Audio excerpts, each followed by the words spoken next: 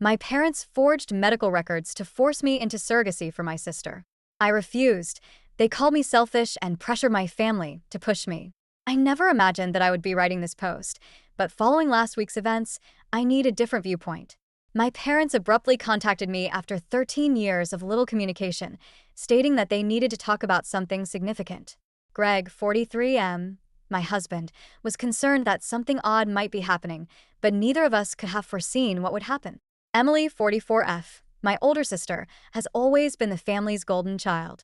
As a child, it was obvious that she was everything my parents could have ever hoped for: intelligent, athletic, attractive, and seemingly flawless. She was frequently praised by them, who referred to her as their perfect princess or golden apple. 2 years after Emily's birth, I was an unexpected surprise. In my parents' perspective, being unexpected wasn't my only sin. I was born prematurely and had a severe cardiac issue that required numerous operations and ongoing care during my early years.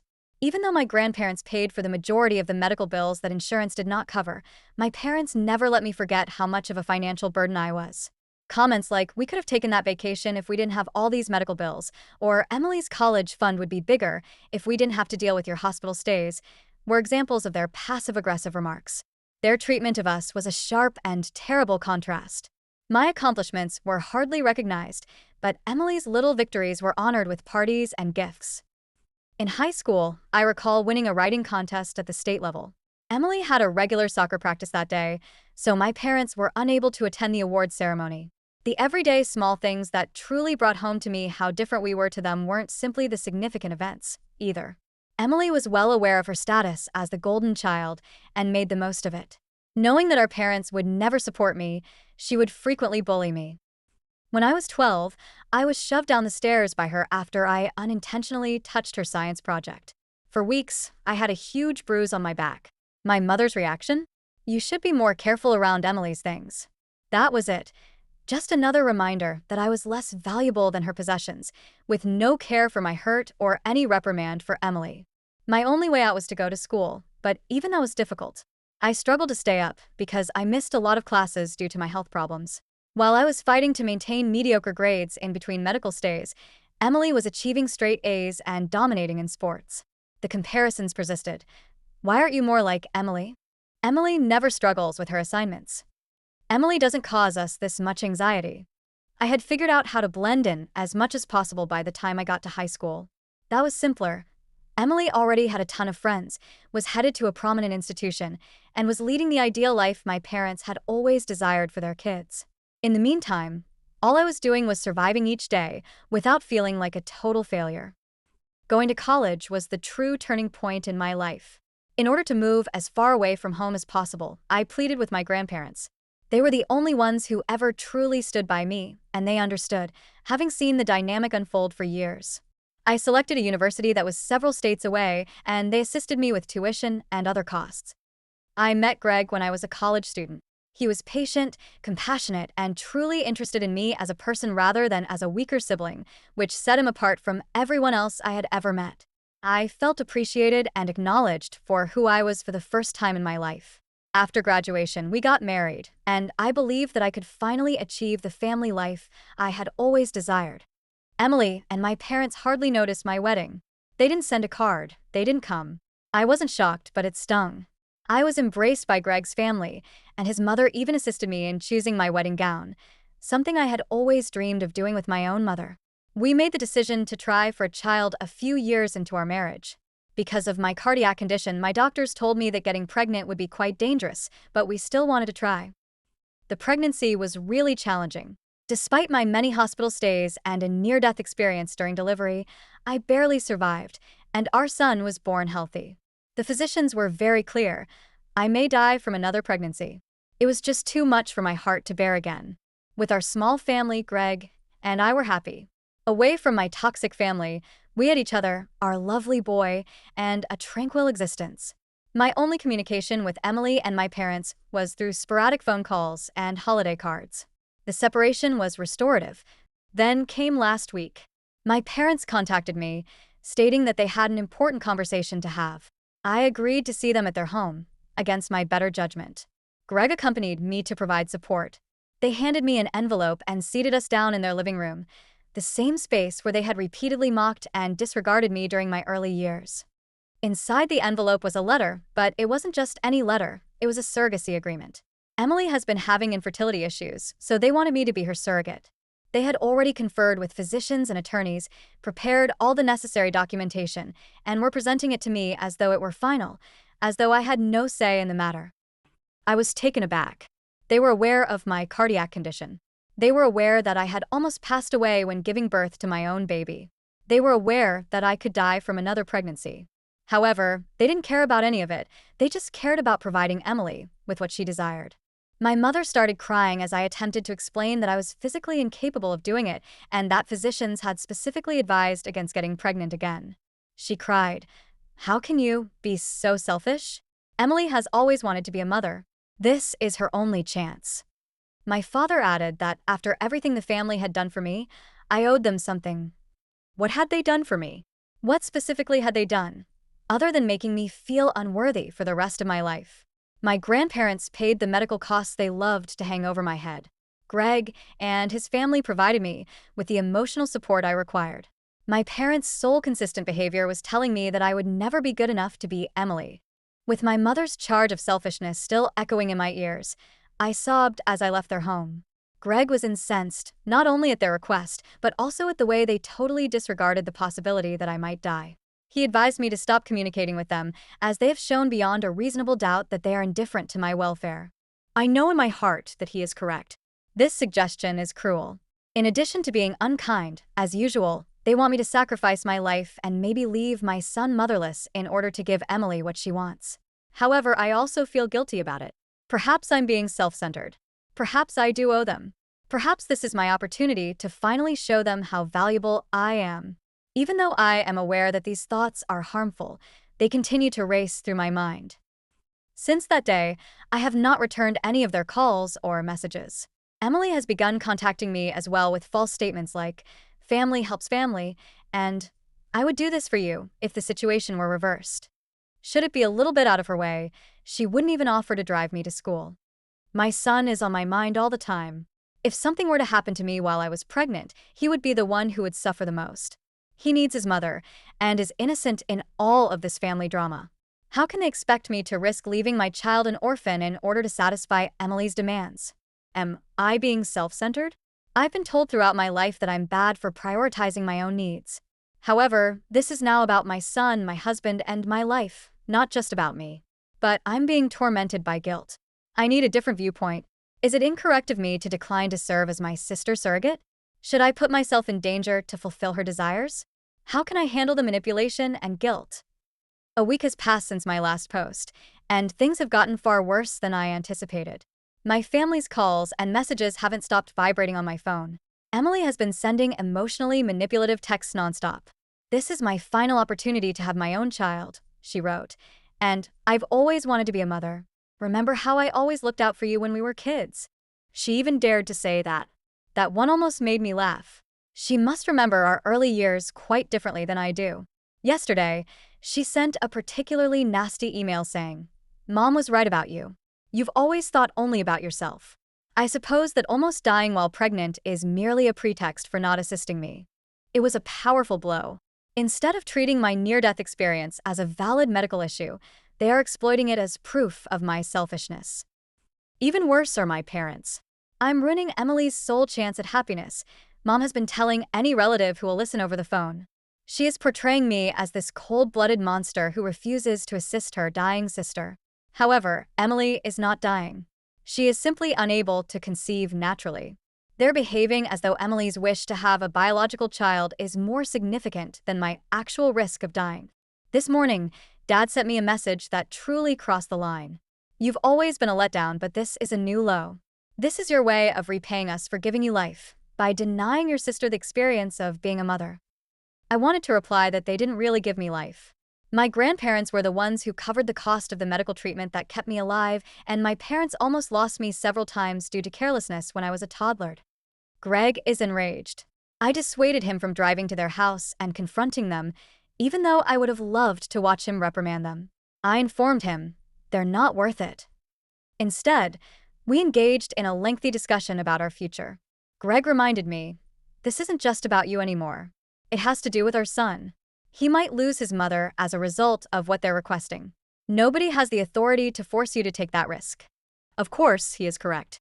I feel no remorse for turning Emily down when I see our son. He needs his mom to be well and alive. We have made the decision to act decisively. First, we blocked all of their numbers, including Emily's, Mom's, Dad's, and even the flying monkeys they called after me. My grandparents are the lone exception, as they have always been accepting and encouraging. Second, we're investigating legal safeguards. Greg fears they may try something desperate because of their antagonistic behavior. Next week, we're meeting with a lawyer to go over our choices. I will always be perplexed by their claim to be family and their utter disregard for my life. However, I'm over my guilt. I will no longer allow them to control me. A mother who would put her life in danger to appease individuals who have never truly shown her love is not worthy of my son. Thank you to everyone who left a comment on my previous post. You made it clear to me that I'm being a responsible mother and defending my family, not being selfish. Standing up to those who ought to have protected you in the first place is sometimes necessary. I'll provide another update if something noteworthy occurs, but hopefully, this will be the last one. With my true family, my spouse and son, who genuinely appreciate my existence, I'm prepared to move on. I've blocked everyone for 2 weeks now. I assumed that was the last of it, but my mother managed to get in touch with me using a temporary number. Just the two of us, not Greg. We need to talk, she said. Against my better judgment, I consented to meet at a nearby cafe. For obvious reasons, I picked a public spot, and Greg was waiting in his car nearby in case something happened. As soon as I sat down, my mother launched into a prepared speech about Emily's melancholy and how she's dying of the anguish of not being able to have children. No, how are you? No recognition of their prior actions, just a direct focus on Emily's misery. She pushed a business card across the table and said, "The doctors say this is her last chance. According to one fertility expert, you two are a fantastic fit. They are able to keep a careful eye on your cardiac health." When I brought up the fact that my own doctors, who have been aware of my medical history for years, have expressly prohibited me from getting pregnant again, she dismissed it as if it were a minor annoyance. Doctors are constantly too cautious, she said. According to Emily's specialist, the risks are controllable. When Mom began discussing family legacy and how Emily should be given more genetic inheritance than I did, the discussion took an even more sinister turn. After all, she said, you've already had your chance. I stood up, stunned. Emily has always made you envious, she added. This is your opportunity to at last take action for the family. As I walked out of the cafe, I felt oddly at ease. I finally saw my mother clearly for the first time, not as a parent who didn't love me enough, but rather as someone who never considered me a person, only a tool to be used for Emily's gain. Greg asked how things went on the way home. I told him about my mother's remarks about family legacy and her rejection of my health concerns. After a period of silence, he said, "You know what? They're not worthy of you. They never have been." He's right. They are unworthy of me, my forgiveness, or another opportunity to harm me. I've given my mother one last message. I won't put myself in danger or leave my child an orphan because of Emily's wishes. We will not be talking about it again. Don't get in touch with me again. Asterisk, asterisk. Tomorrow, I'm going to change my number. Sometimes quitting the game completely is the only way to win. A week after the cafe incident involving my mother, my father began sending increasingly threatening messages from various phone numbers. The most recent one caught my attention. Asterisk, your mother is devastated. Emily is in pieces. You've given us no other option. Even if we didn't want to do this, there are repercussions for actions. Asterisk. I wasn't entirely sure what they meant until my grandmother called me later that day. Her voice was tremulous. I overheard your parents conversing with an attorney, she said. They're looking for legal means to compel you to do this. They might try to use laws about family obligations and medical rights. She explained that they were referencing court orders and medical evaluations, claiming they could challenge my own doctor's opinions. Apparently, Emily's fertility specialist had convinced them that the risks were manageable. My parents were even considering trying to prove that my reluctance stemmed from family resentment rather than legitimate medical concerns. My grandmother also disclosed something shocking. Emily's husband was vehemently opposed to the plan. He believed risking someone's life for this was reckless. However, Emily and my parents had effectively cut him out of the conversation, dismissing his concerns. I took immediate action. First, I contacted my doctor's office to request additional security measures to lock down my medical records. Then I reached out to 3 different family law firms. While the first 2 expressed sympathy and said they'd need to research the case further, the third was exactly what I needed. When the lawyer heard the entire situation, she was appalled. "They cannot legally compel you to serve as a surrogate," she assured me. "It would constitute reproductive coercion, which no court would tolerate. However, we must act preemptively." She is now helping us draft cease and desist letters and file for a restraining order. Additionally, she advised us to document every message, phone call, and contact attempt. "Establishing a clear pattern of harassment is critical for legal protection," she explained. "Greg and I are preparing for the worst, but his unwavering support has been my anchor. His company's excellent legal insurance plan covers most of our legal fees, but even if it didn't," Greg assured me, "I'd sell my car if it came to that. Your safety is worth everything." What's baffling is that my parents still see themselves as the victims. They act as though their demand for surrogacy is an admirable sacrifice on my part, rather than a life-threatening risk. My mother reportedly told my grandmother, "Sometimes love means making difficult choices for the family." I'm exhausted, so exhausted, but I'm no longer scared. Let them play their games and issue their legal threats. The truth, the law, and medical evidence are all on my side. Most importantly, I have the support of people who genuinely care about me. The legal threats began 2 weeks ago, and now my entire extended family has been dragged into this nightmare. At a recent family gathering, which I was obviously not invited to, my parents shared their version of events. My aunt from Texas called yesterday, sobbing. "I had to see Emily endure yet another failed IVF attempt," she said. The most unsettling part? My parents have twisted the story entirely. They're telling everyone that I'm using my heart condition as an excuse, claiming it has significantly improved. They've even implied that I'm refusing out of spite, fueled by jealousy of Emily's success. The cryptic Facebook posts from my mother's sisters caught me off guard. They've been sharing messages about selfish family members and the importance of sacrifice for loved ones. While they don't name me directly, it's obvious who they're talking about. I've even received messages from distant relatives I haven't seen since childhood, expressing their disappointment in my decisions. But there's one bright spot in all of this. My cousin Sarah, 39F. She reached out personally to express her disgust with everyone's actions. "I remember how they treated you as a child," she wrote. "They're being insane. Don't let them guilt you into this." She even offered to share her experiences of witnessing my parents' favoritism at the next family gathering.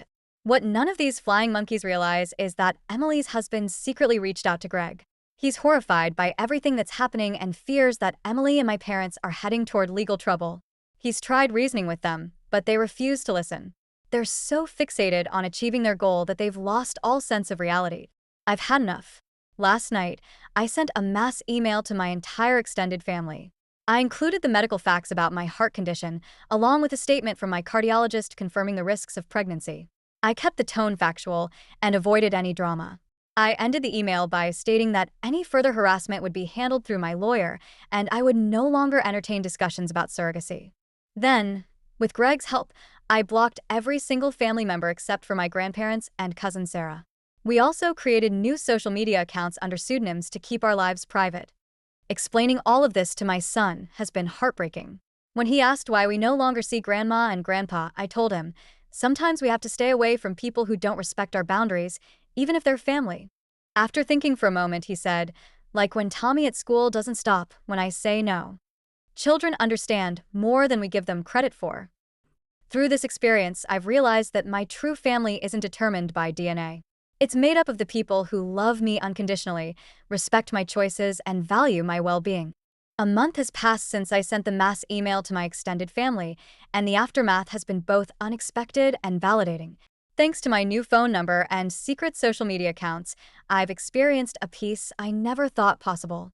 Through my grandmother, I received what will likely be my mother's final message to me. Asterisk, "You've let this family down for the last time. You've put your self-interest ahead of Emily's happiness. Don't expect to ever be welcomed back." Asterisk. Reading those words didn't hurt as I had expected. Instead, they brought an odd sense of closure. It confirmed what I had always known but hadn't dared to admit. My value to them was purely transactional, tied entirely to how much I could contribute to Emily's life. This morning, my lawyer called with an important update. Emily's fertility clinic had issued a legal letter distancing themselves from my parents' actions. It turns out my parents had falsified my medical records in an attempt to hide my heart condition. The clinic is now filing a report for medical fraud against them. The most surprising twist came shortly after. Emily's husband had had enough. In the family group chat, he exposed everything: how my parents and Emily conspired to conceal my medical history from the doctors, and how Emily knowingly downplayed my near-death experience during my own pregnancy. The extended family's response was swift and sharp. The relatives who had criticized me went silent, and a few even reached out to apologize, including my aunt from Texas. "I didn't know they were lying about your condition," she said during a phone call, her voice full of regret. Emily's husband also filed for divorce last week, citing irreconcilable differences and her involvement in the fraud as key factors.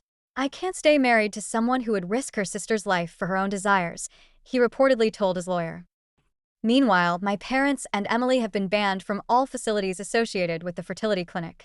My lawyer believes they may face significant legal repercussions for their fraudulent actions. Seeing their carefully crafted image crumble under the weight of their own lies feels like poetic justice. For the first time in years, I feel free. Free from the fear of their manipulation, free from the guilt they tried to instill, and free to live a life defined by love and respect. Greg and I have embraced this new chapter with open hearts. Our son is thriving in a home filled with joy, stability, and laughter. Sunday board game nights have become a cherished tradition, and my grandmother often joins us, bringing warmth and wisdom to our gatherings. Last week, my grandmother brought over a box of old photos. Among them were pictures of me as a child, bright-eyed and full of potential, unaware of the struggles ahead. Looking at those photos, I realized how far I've come and how much I've reclaimed my sense of self-worth. Emily's downfall and my parents' betrayal are no longer my burden to carry. They made their choices, and now they must face the consequences. I have no interest in revenge, only in ensuring my own safety and happiness. To everyone who supported me on Reddit, thank you. Your words of encouragement and validation gave me the strength to stand firm and protect myself. You reminded me that family isn't about blood. It's about love, respect, and mutual care. This is the last update I'll be sharing, as I've closed this chapter of my life for good. With Greg, my son, and my grandmother by my side, I'm ready to focus on the future and continue building the life I deserve. For those still struggling with toxic family dynamics, remember, you are not obligated to sacrifice yourself for people who don't value you. You deserve love, respect, and peace, and it's okay to walk away to find it.